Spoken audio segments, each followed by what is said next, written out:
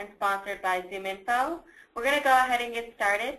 Today's webinar will be in listen-only mode, so if you have any questions during the call, please submit them via the question feature on the GoToMeeting control panel. Aaron will answer any questions at the end of the presentation.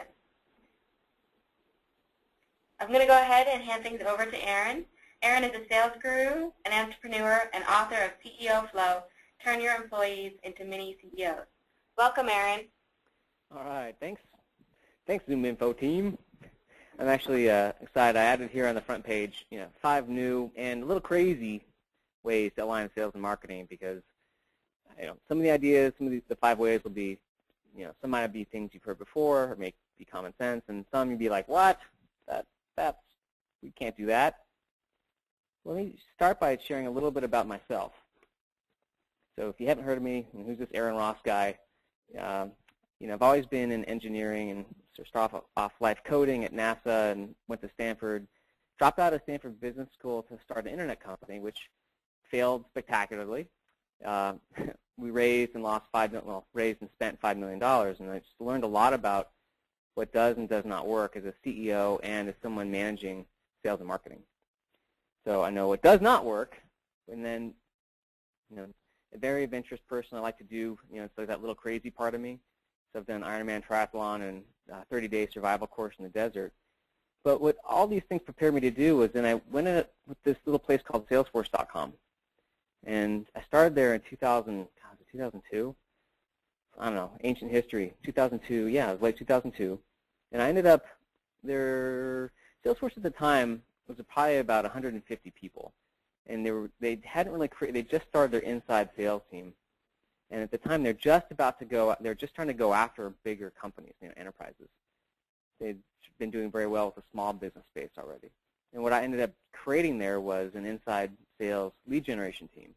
So I call it cold calling 2.0, or a prospecting team that proactively went after companies and ended up helping add $100 million to Salesforce.com's revenue and the recurring revenues in the first few years. Okay. And left Salesforce. I was there for 4 years, left to be for venture capital, was at a venture firm as an entrepreneur residence for a while before leaving there to start my own company called Pebble, and actually wrote a book called CEO Flow, Turn Your Employees into Mini CEOs. So now what I do, I would say for the context of this audience, I consult with companies on creating predictable revenue and autonomous happy teams. And this is what we're going to talk about here on the webinar. So just mentioning that a lot of what I've learned, it really comes from having been a CEO of a company that failed, as well as then creating a huge success. My team at Salesforce, which can help add $100 million to their recurring revenue, and almost doubled their enterprise bookings. It was but a lot of it came from how to really align teams and people and goals in sales and marketing. So after Salesforce, I've actually done a bunch of consulting with other companies. So this is all based on not just Salesforce, but working with all kinds of companies to see what works and what doesn't. And I mentioned there's a CEO Flow is a book I've written, and there's another one coming out soon called Predictable Revenue. So if you want to grab a free copy, a preview, the first, there's an excerpt. It's at buildasalesmachine.com/book. And buildasalesmachine.com/book. Which is my sales blog. All right. With that, there's one slide here before we get into the 5 ways. And I'm going to go through the content here relatively quickly. But again, there'll be a recording if you want to go through, and you can always get the slides from me. But just at a really high level, I think that these big changes over the last 10 years really in sales and marketing have created a lot of reasons why there's been a lot of turmoil and change. So how do sales and marketing people adapt? So from a salesperson perspective, and to some extent marketing, like my favorite one is the second one down. There used to be this idea of this culture of always be closing. Right? That was the old way of selling, and now it's really, hey, is there a mutual fit? Can we find a fit? And again, past would be like, okay, making cold calls in sales. And today it's really making calls that are more based around doing research and referral calls. So again, a lot of stuff has changed. Marketing as well. Marketing used to be very fuzzy, advertising-based, but with no metrics, and now it's very metrics-oriented. So we just need to adapt on today, like how sales and marketing stays aligned needs to evolve as well. In the very bottom right, it says authentic selling. And even though I don't really get into it specifically in this webinar, authenticity among people and in the company, to me, this is the unique genius work I do, but like the more that your people and your company can really be authentic, the easier everything gets to keep people aligned and to get the results you want. And with that, I'm going to jump into the 5 ways. So 5 new and little crazy ways to align sales and marketing. So I'll go through them here, and then we'll go through them one by one. But the first is to specialize sales to ensure every lead gets the attention it deserves. The second is to use common terms, metrics, and compensation. The third is pull a switcheroo, and we'll get to that, what that means. The fourth is discover your unique genius. And the fifth, turn your employees into mini CEOs. Now I have a bonus one as well. If it comes up, there we go, which we'll get to at the end. Now, number 1 method, specialize sales roles to ensure every lead gets the attention it deserves. This will be the most traditional method. So just before we get into what it means, like to me, what is important about specialization is understanding both sales and marketing that there's different types of leads. So I break it down into seeds. I call it seeds, nets, and spears.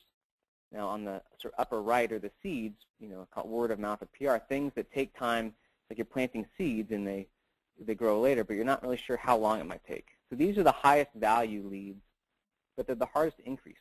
Word of mouth, by far the most valuable, hard to create. Sort of like organic SEO, really valuable, hard to create, hard to control as well. Nets are just marketing programs, email marketing, webinars, low value per lead, but it's the easiest to increase. You can go out and just generate a bunch of leads, although a much lower percentage of them will close. And the last one is spears, which is really targeted selling.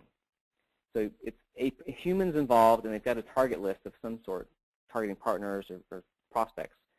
Right, so it's really high value per lead generated. It does take some work to do it, and this is the most controllable. Right, so this is what worked at Salesforce and with my other clients is we can get to the point of saying, all right, we know our sales funnel. If we hire a salesperson in this lead gen role, 3 months, and if they do X, Y, and Z, 3 months later we'll have a certain amount of revenue to pop out. It's very controllable. But you have the whole point here is you have these different types of leads. And so you need to specialize your processes and salespeople to manage these leads that marketing is generating. So just to go back, you might have different funnels. So here's a classic nets funnel, right? So there's the website visitors come and convert to leads, and then those leads are qualified and handed to sales, and the sales closes them. So this is a traditional nets funnel. But it's different than the spears funnel, which is more, again, cold calling 2.0, where you have salespeople, sort of inside salespeople, more junior ones typically, building a list, and then they're sending emails or calling into that to create conversations and appointments, resulting in sales cycle opportunities. And this funnel is just different than the nets funnel. And I'm not going to share a seeds funnel because that's just so different. That would be, that could be anything around community, PR, organic search, Facebook, word of mouth. But the whole point is you've got different leads, you need different ways to manage those leads, which then results here, and this is the most important slide of this section. Marketing is creating leads, and so to me, this goes back to the point of you have to specialize sales to really create marketing and sales alignment. So in this sense, okay, the leads that marketing is creating are handled by a role called an inbound sales rep, or just a market response rep. The role is they're 100% dedicated to responding to leads that marketing generates, which is separate than the role that's doing outbound sales development, the cold calling 2.0, the prospecting into companies. Like one of the main fatal sales mistakes that companies make is they've got some inside salespeople, and those inside salespeople are both qualifying their own sort of leads they get from marketing, and they're doing their own cold calling, and they're closing deals. And that is a recipe for failure.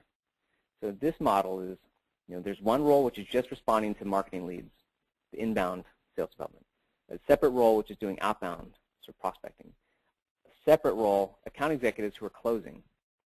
And then another separate role of the farmers, the customer success account managers who are just taking care of clients of customers. And these are separate. A common question is, all right, if we're a small company, we don't have enough people to start to specialize. Well, you can start to specialize as soon as you have 2 salespeople or 3 salespeople. And typically, it's either common to have 1 salesperson and 1 outbound sales development person to begin, or 2 salespeople and 1 lead gen, so one either outbound sales development person or a inbound sales development person. But as soon as you get 2 or 3 or 4 people, that's when you start to specialize.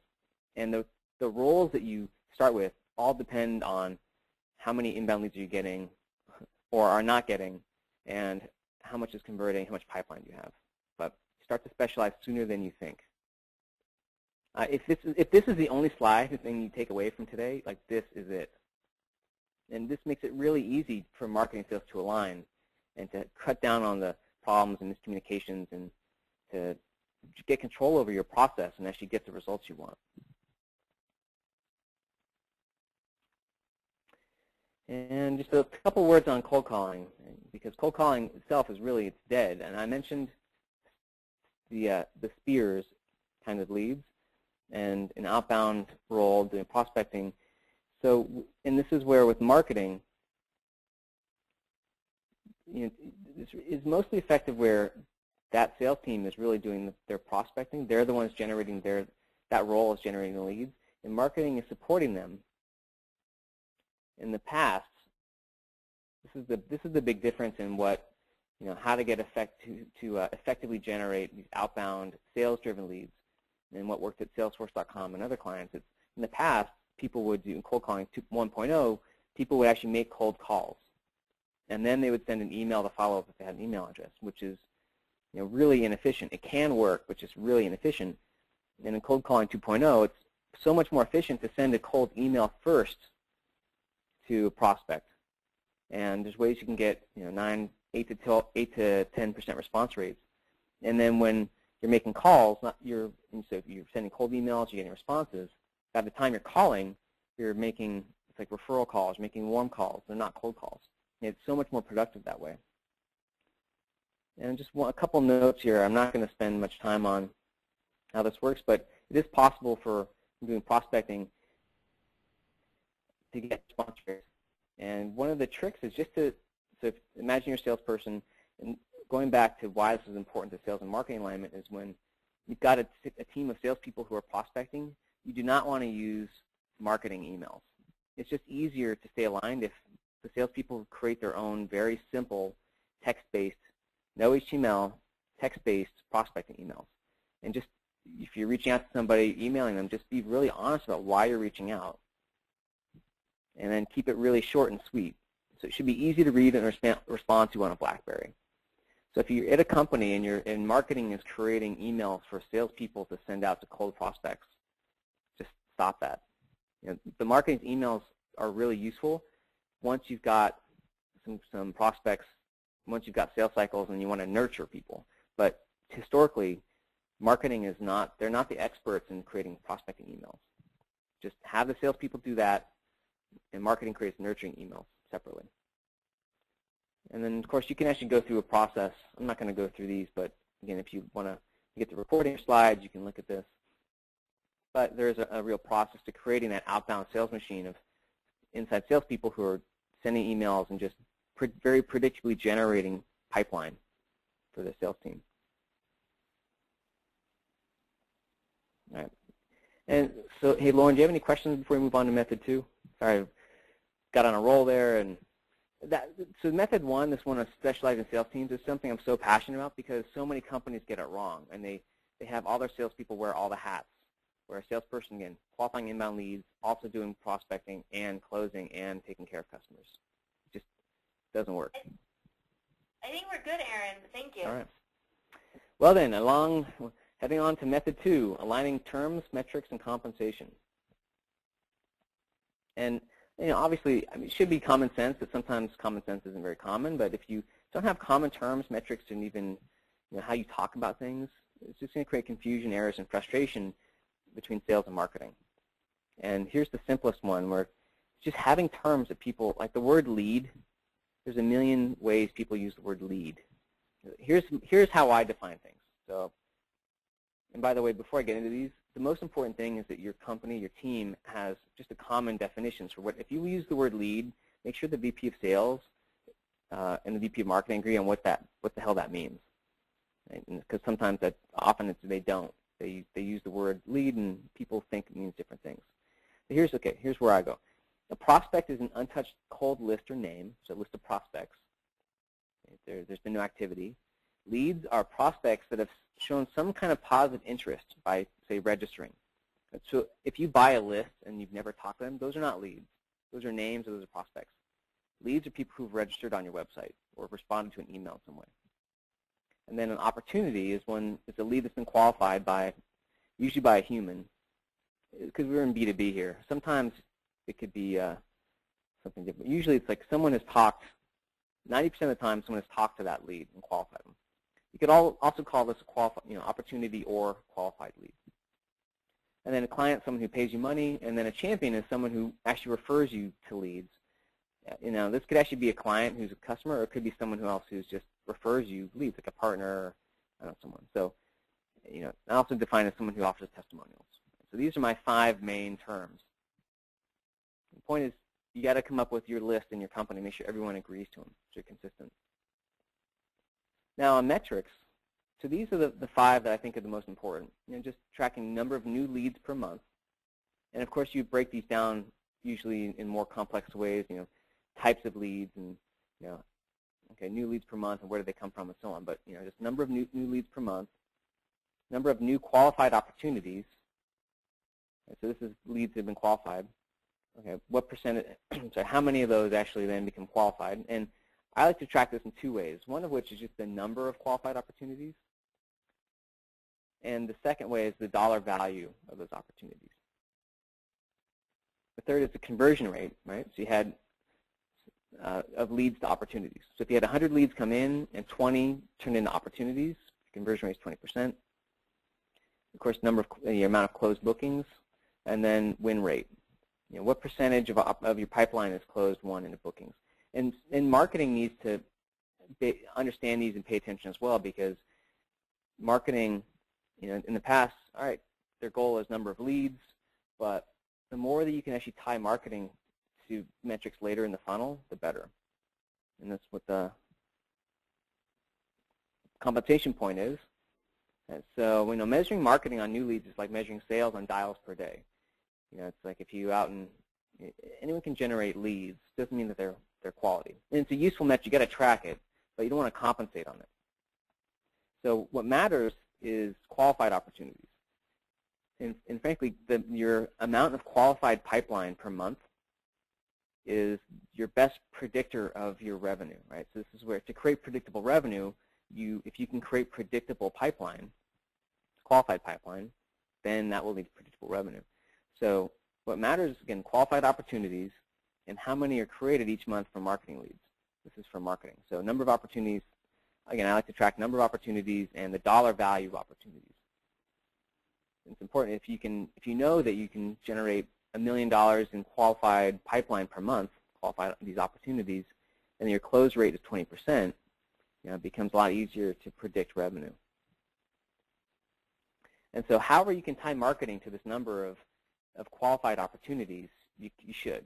Whether it's part of, everyone does comp in so many different ways, or if it's part of your review, if they actually get paid for it in some way, if they're sort of like sales with a quota, if it's part of their blended, MBOs. But marketing needs to be tied in some way to the number of qualified opportunities generated per month that come from their leads. So remember, the 2 of the metrics, number of leads generated, but then how many of those get turned into qualified opportunities. Like that's where marketing needs to be connected to. And the whole point is you want to have aligned incentives, right? Sales and marketing alignment. There's always this problem around sales complaining about marketing leads and marketing complaining about sales not following up. Well, if you connect both of them to qualified opportunities, then a lot of the back and forth goes away. Marketing is incented to figure out, okay, well, how do we either help sales convert more opportunities, or how do we generate leads that are more likely to be converted in the first place? Aligned incentives. All right, so number 3, and before I move on, Lauren, anything come up for you guys? Any questions? Or? I do have a couple of questions now Sure. for you. The first one is, how have you been successful in changing the paradigm of aligning sales specialties with executive teams who still think in traditional terms? Well, everything starts with the CEO. So, I mean, the question is a little bit general, but the point is if the CEO is committed to something, it's going to happen. If the CEO isn't committed to something, it's not going to happen. So Okay. it starts if assuming that person, if they ask the question, if they're not the CEO, they have to find out about what is the CEO or whoever manages that division. It's important to them. How can they get that, high enough buy-in to get the change? Because that's come from the top. Okay. The second question I have for you is, with sales reps wearing so many hats, it's a reflection of the economy and companies' fears about hiring more employees. What's an alternative if a company can't afford to hire more people in terms of breaking out the roles? You have to take, well, if you have more than 2 or 3 people, you have to restructure your teams, and some people get shifted in roles.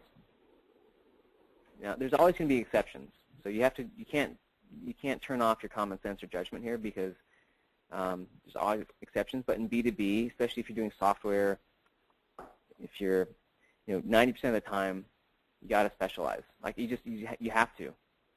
And if you want to ask a question in a more specific way, we can get to that and talk about it a bit at the end here.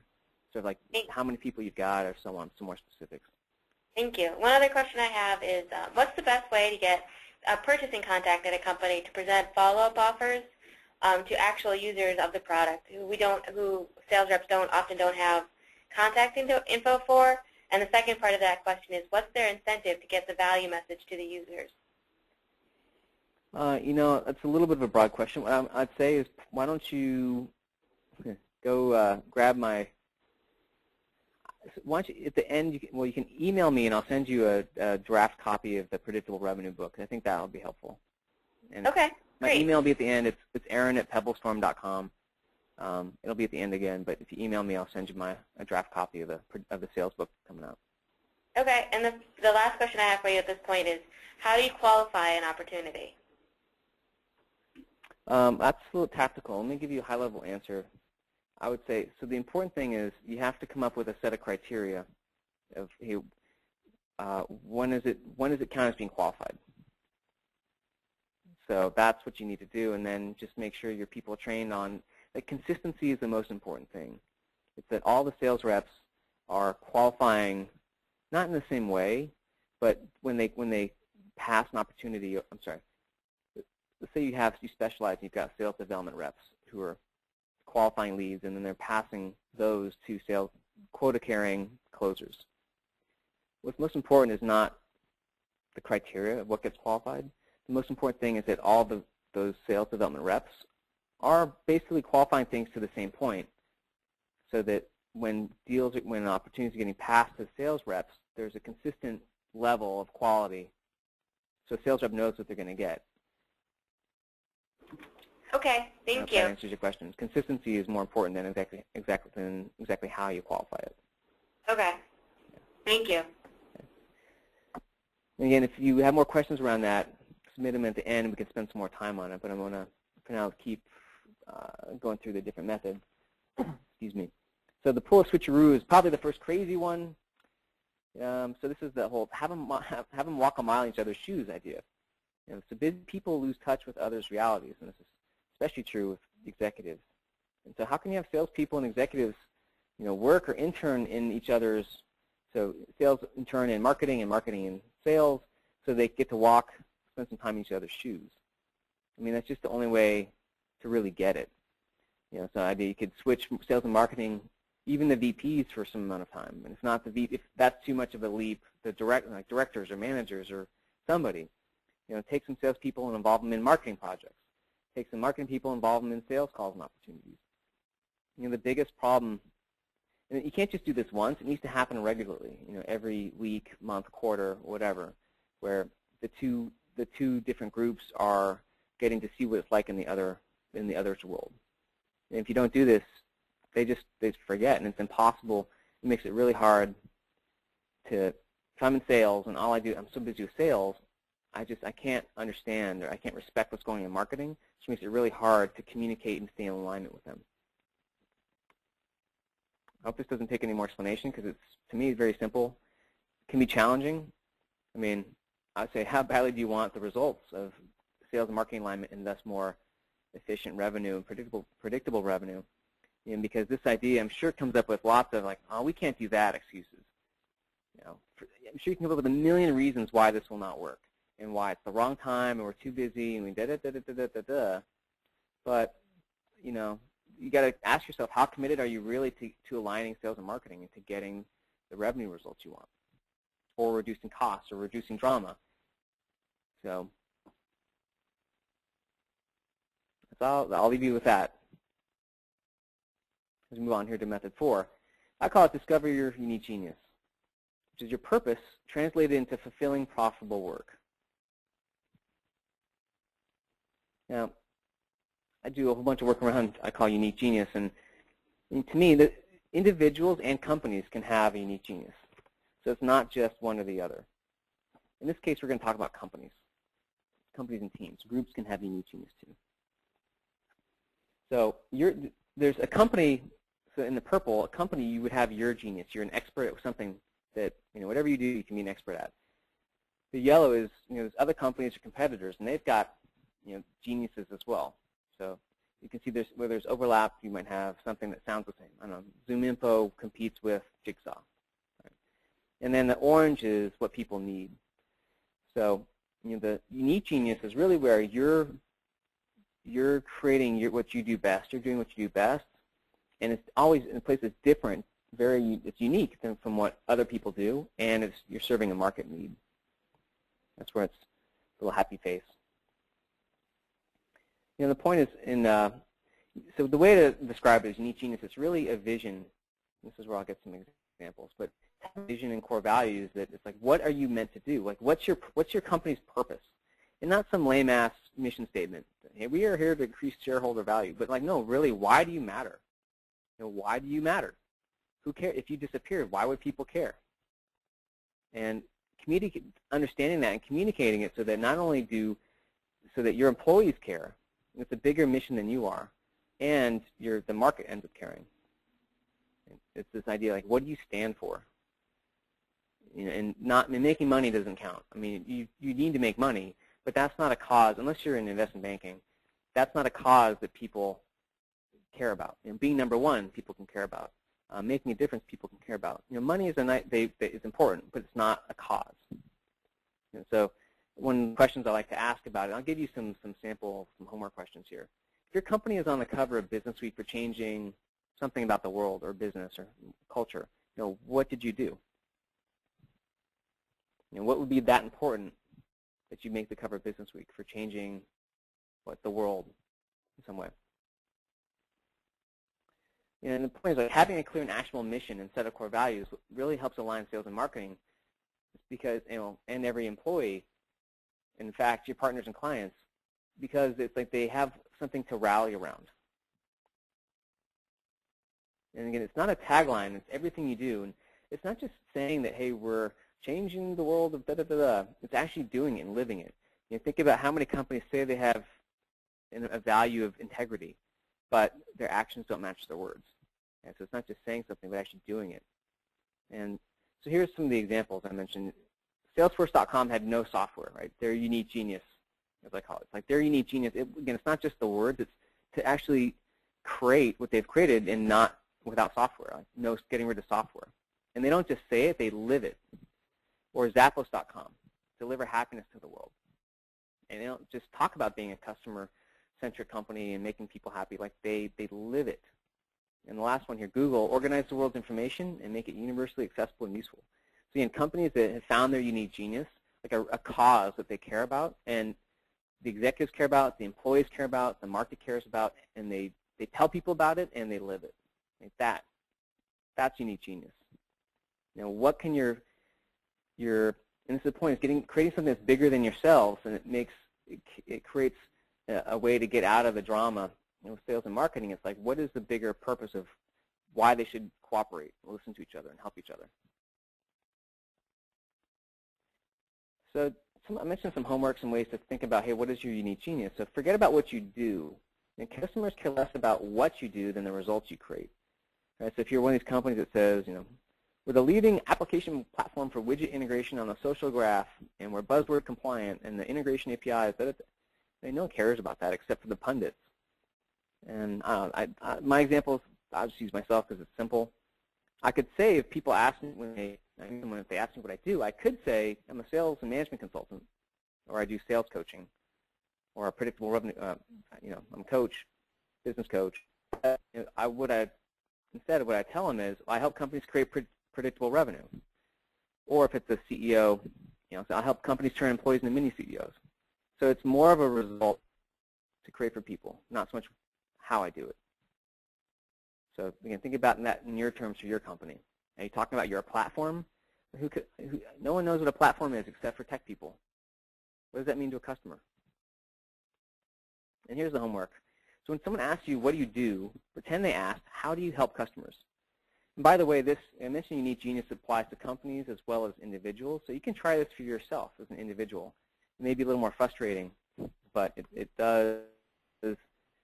works. And so again, instead of what do you do, pretend they ask, how do you help customers? And then please, you can get on your ideal customer profile, the better. And who are you really serving, and how are you serving them? What are the problems you're solving for them?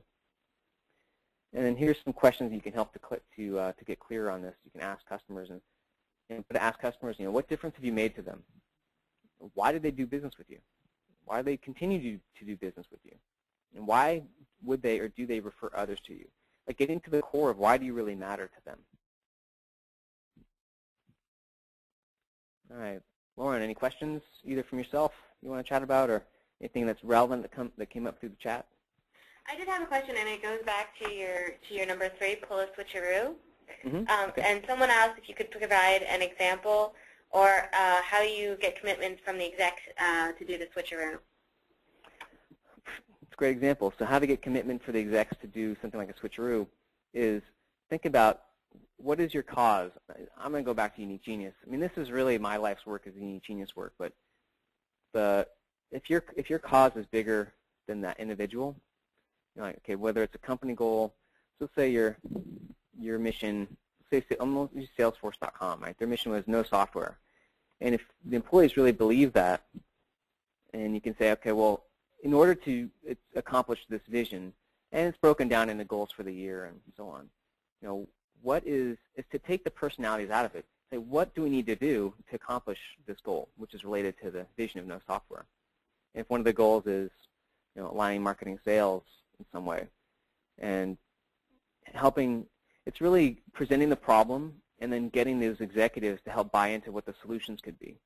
Like, you can't tell people what to do. You can't tell them the solution. You have to help them co-create it with you. So I would say is with yours, it's present. You know, do you even have a cause? Like, what's your mission? And then what are the challenges or problems to get there? And then have those execs you mentioned help you come up with the answers to get there. And you can throw in, hey, here's an idea, this pull switcheroo. But as much as you can is to try to create an environment where people, they don't get defensive, and they're really trying to help solve problems. I guess that's the best advice I could give you in that situation. Thanks, Aaron. Yeah, you have to help. I mean, essentially, you have to help them help come up with the solution. Or one last idea, you could rephrase the question, which is, if we did a switcheroo, how could we do it in a way which, you know, didn't disrupt things, right? Which really added value. You know, put the challenge on them to not do it or not, is how to do it in a way which would be the most helpful. All right, we're getting here to the last method. Turn your employees into mini CEOs, and I'll explain what this means. obviously did a whole book on it, but in this case, around sales and marketing alignment, the way I describe it, this is the visual for CEO. It's the idea that traditional command and control is that left triangle where there's top down, and ideally you want the right side CEO flow where there's a CEO or it could be a team leader in the middle, and they're not telling people what to do. They're just catalyzing, they're facilitating the environment for things to get done. And so things aren't dependent on that one person. And here are the core values towards creating that. People need to trust each other. There has to be trust. There has to be transparency, which also helps trust, and alignment. And all of these, as you continue to practice these, help create an authentic workplace. And why does that matter? Well, people are empowered with, so going back to unique genius a little bit, but there's a combination in clear goals. And then I mentioned transparency. If you have transparent operations and people are empowered to make their own decisions as much as possible, then you get a lot less drama. You have a lot higher morale and energy and higher productivity and creativity. I have that little, this is a refrigerator magnet. Save the drama for your mama. But the point is, the more excited, empowered, the higher morale, the happier your employees are, sales and marketing, the less conflict you're going to have, the more alignment you're going to have between them. So this is like a fundamental level of like a management approach. And I always look toward, if choosing a company with the culture, I always look to the CEO, because the CEO calls the pebble in the pond, where the CEO sets the tone for the whole company. And in fact, if it's the founder, if it's a company that was created by a founder, typically the culture and company is really a reflection of that founder's personality.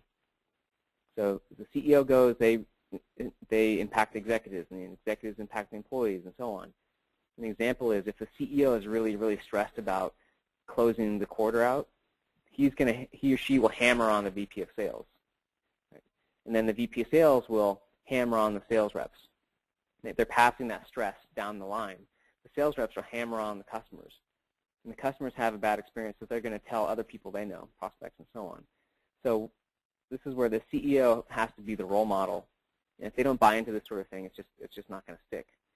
If the CEO doesn't buy into any of these sales and marketing alignment ideas, and by CEO I mean whatever the division, could be division manager, general manager, whoever the P&L owner is, if they don't buy in, the stuff isn't really going to stick. And so the CEO or that leader has to set the tone for how you're going to create more transparency, trust, and alignment within the teams of the company. And here's 3 ways to begin. Transparency is always, to my mind, it's the simplest. Maybe not the easiest, because for some companies, transparency is really challenging. A lot of fear comes up. What if our competitors find out? What if people find out our financials? And well, I'm sorry, I've never come across a situation where, do your financials really matter that much? Excluding sometimes like if you actually create products and some sorts of like production costs and margins and pricing, but actual financials, like who cares? Like, really, the value of sharing more financial information with your employees far, far outweighs any potential pie in the sky threat of some I don't know. I never had a good answer on why people are so concerned about not sharing about keeping financial information secret. 90% of it. There's always 10% that you do want to keep secret. So again, transparency is the simplest. So operational and financial transparency. Just like, what are the company's metrics? And you can do this through weekly or monthly updates, maybe online dashboards. And I call this term brutal honesty forums. The best way to create trust in the company, one of the best ways, is for the CEO or leader, it could be even VP of sales, start at this point, is to do regular updates on everything that's going on, and let employees have an anonymous way to post questions, to ask them the brutal questions that they want to hear answers to, right? And having a forum where the leader can answer those questions, brutal honesty forums. Some of you are probably like, oh my God, I can't do that. But again, if you really want to create an environment where your employees are excited to work at your company, on your team, then leading towards, of course, more alignment with sales and marketing and the more the results you want, really take it seriously. The second way is, again, with employees, create a joint vision for your ideal company and culture. Instead of taking that top-down approach of you think there's a problem and you have this idea, hey, we're going to do this thing, it takes a little bit longer, but you get a lot more buy-in and better ideas if you create ways for your team, your people, to help you solve problems. And the important thing here is when they come up with ideas, you don't shoot them down. And you have to let people stumble or fail safely. So you have to be patient with the process. It's like kids. You can't just run over them. They're just not going to grow up if you do everything for them. So again, co-create with your employees, what a vision for your ideal company and culture looks like. And the third way is, I call it meeting the mind. It's a little bit more of a tactical thing, but might actually be the simplest way to begin with the number 2 idea. Just create a regular forum for any employee to share concerns, without a way to be punished for it, and but also to suggest solutions and take ownership of improvements.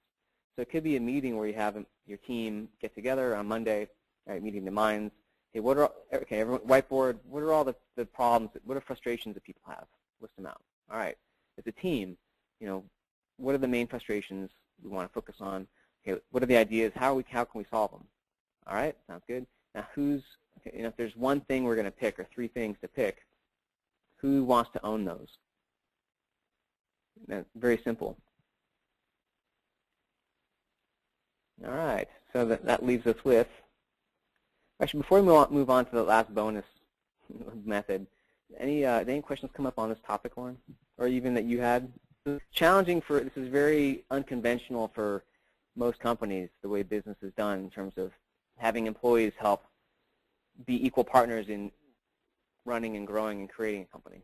Instead of being a very top-down CEO and executive-driven, do as I say, not as I do approach. I'm curious if anyone piped up about this. No, we're good. All right, excellent. So, that's right, I forgot, by the way, you can get a sample of the book, CEO Flow. This is on Amazon, but you can get a sample at ceoflow.com. All right, here's the last method, and then before we get to questions and answers. So the bonus method is just freaking listen. Communication is so important, and like in marriage, lack of authentic communication creates 90% of the problems, and in sales and marketing and sales in companies. And so it's simple. When people don't share or listen, and not just talk, but actually share real concerns, solutions, and actually other people listen, those minor things stew into much bigger dramas that fester and then blow up later. And so the whole point is keep it simple and listen to what they're saying. If you're in sales, listen to marketing, marketing to sales, because oftentimes it's too easy to say, I'm in sales and marketing is complaining about X, Y, and Z, and they don't know what they're talking about, or vice versa. That's what happens. One listens. And just by having, I would say, weekly meetings or calls between the executives, the heads of sales and marketing, and maybe even I would include the CEO if you can, but at least that the VP of sales and marketing are talking regularly, or happy hours with the 2 teams, marketing and sales to get together, or just if you're a sales executive, walk in the halls, not just with your team, but over to marketing. If you're in marketing, over to sales. And you just keep the flow going.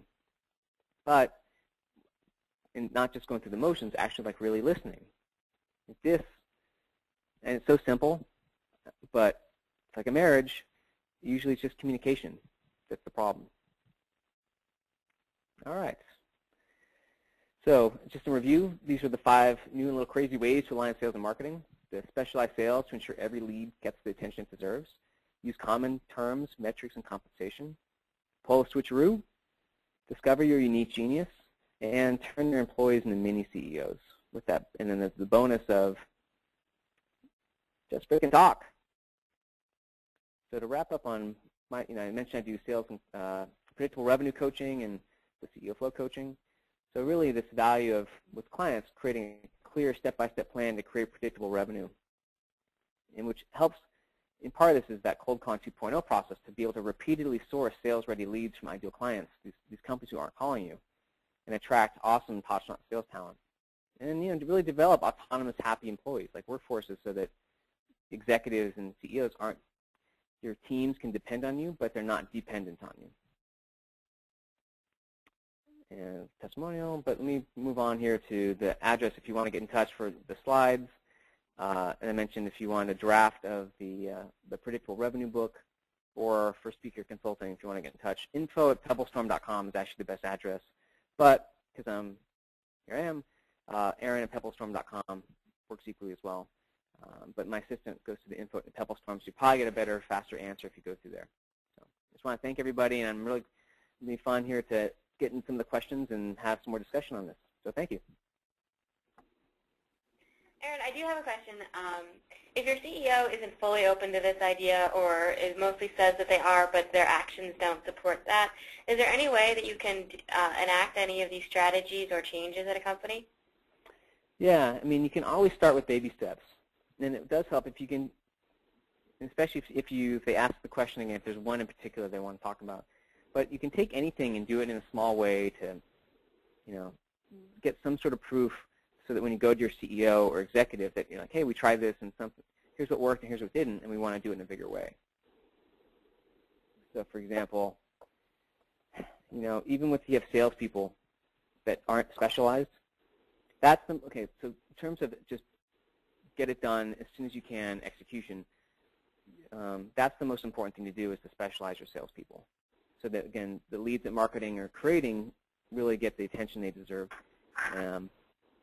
And the way to do that in a small way could be to take one person on the team and have them specialize.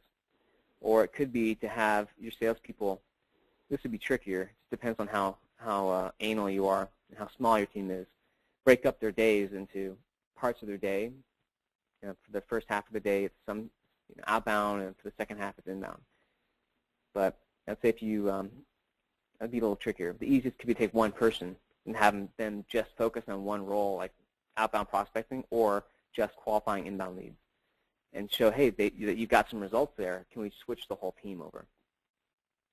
Or I'm sorry, to specialize. Can we take the specialization idea and go bigger with it? Another question that came in is, do you have any ideas for how to use social media to facilitate improving the relationship between sales and marketing? I know some companies, this really is a culture thing. Some companies use, well, Salesforce.com has chatter in it. I haven't used it myself. That could be something that's interesting. It looks pretty cool. I just haven't used it. And there's a tool called Yammer, which is like chat. I don't know, social media, to me, I feel like I'd rather have social media being a happy hour on a Friday as a way to bond, rather than sort of online social media. Do like offline social media by meeting people in person, having lunch, having a team lunch. And if you're really scattered all over, like the one place where social media could be handy, the online stuff, is if you're a really scattered company. Sometimes you have companies with sales reps are all over the place, and in that case, I don't have a great idea unless you did a fan. Maybe it's like a Facebook, not fan page. I guess you'd use a Facebook fan page, but more as like an internal company page where like employees can just post up what they're doing, what's interesting, what's going on. That'd be my suggestion. Thank you. If anyone else has any questions for Aaron, please send them to us via the chat feature. We're going to hang on for a couple more minutes. Thank you so much, Aaron. This was tremendous and really really great. Yeah. If everybody wants to hang on the line, I'm going to do a quick demo of ZoomInfo Pro, a couple of minutes to show you the tool. But please keep sending the questions for Aaron. I know that he wants to take them, and we will make time for all of them. Right, Aaron? Yep, I'll stay on here. So if questions come in, and after you do the demo, there's some that come up, we can talk about them some more. So. Okay, great. So I'm just going to switch over.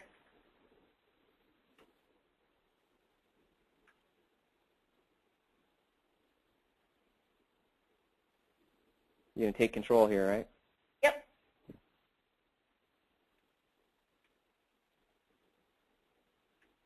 Aaron, do you see the ZoomInfo Pro home screen? Yeah. Okay, terrific.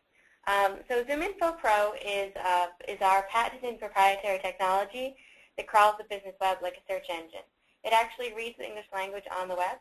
The ZoomInfo database consists of over 5 million businesses and almost 50 million people. I want to show you just a couple of features of the ZoomInfo Pro. The first thing that you'll notice about the search options over here is that there's no search button. So as I create my search, you'll see right away whether or not I'm getting what I'm looking for. And you can enter multiple titles or industry keywords or locations and separate with the word or. I like to actually use these person drop-down menus. So if we scroll down, if I were to put VP Sales in the job title, I'd only get people with those titles. But these job function categories are much more broad. So I like to select using those, and anytime there's a blue arrow, there's a sub. You can select management levels. You could select the person's name. If you scroll down and open up the company tab,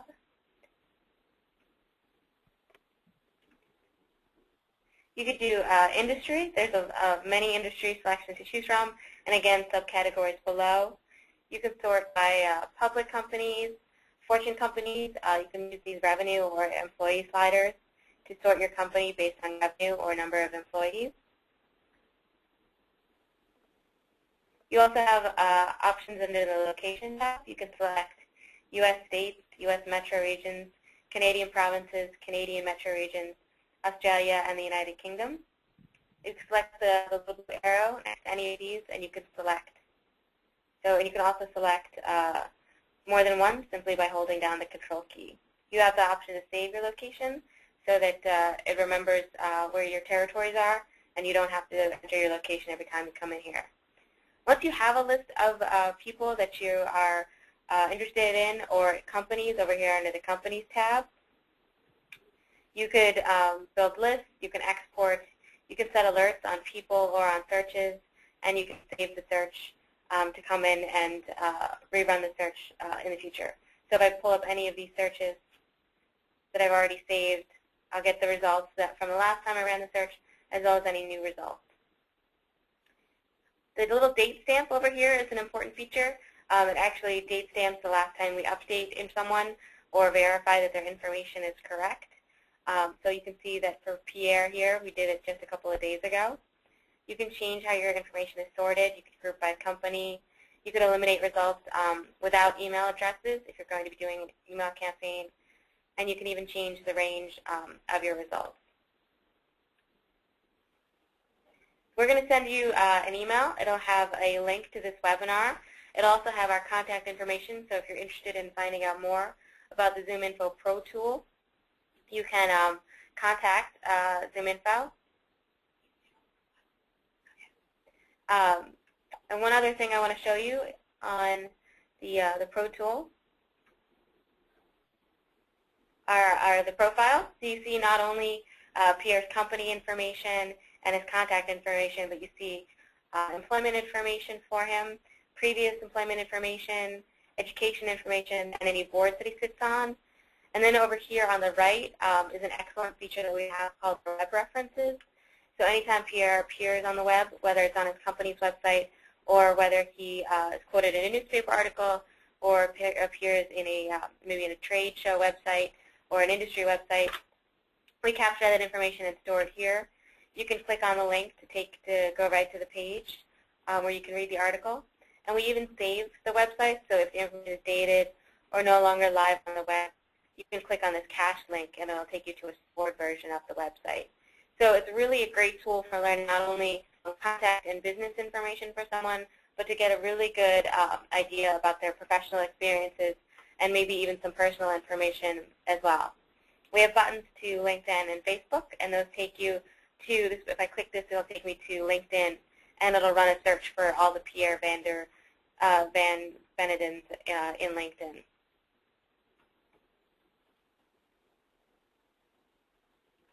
So that's what I wanted to show you on the ZoomInfo Pro tool.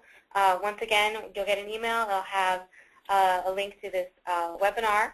So if you want to share this webinar, share Aaron's professional expertise and advice with any of your colleagues, you can feel free to do that.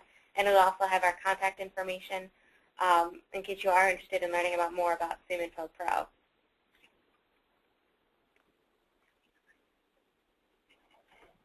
Well, I don't see any more questions that have come in, so I want to thank you all again for your time. I mostly want to thank Aaron, especially want to thank Aaron for his time This is a terrific presentation, really valuable, really great, and we hope to do it again with you soon. Yeah, awesome. Hey, thanks, Lauren. That was fun. Thank you. All right, take it easy. Thanks, everybody. Bye-bye. Bye.